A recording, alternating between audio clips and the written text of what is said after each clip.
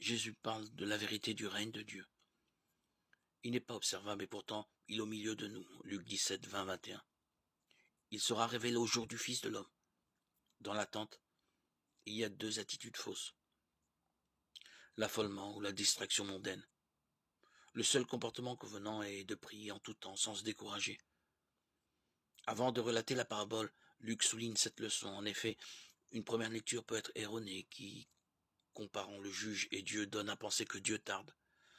N'avons-nous pas parfois l'impression que notre prière reste sans réponse? Or Dieu ne fait pas attendre ses élus. Les disciples choisis par Jésus sont bien de ses élus. Toute réponse est déjà donnée en leur maître. Mais pour la découvrir, il leur faut l'accompagner jusqu'à son jour, jusqu'à la croix. Le ressort de la parabole apparaît dans la figure symbolique de la veuve pauvre de Dieu. La prière du pauvre traverse les nuées et il persévère tant que le Très-Haut n'a pas jeté les yeux sur lui et rendu justice. Le Seigneur ne tardera pas.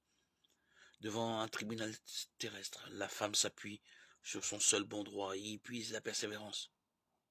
Devant le Très-Haut, les disciples trouvent-ils dans l'appel du Christ la constance d'une prière qui, par la foi, triomphe de l'épreuve?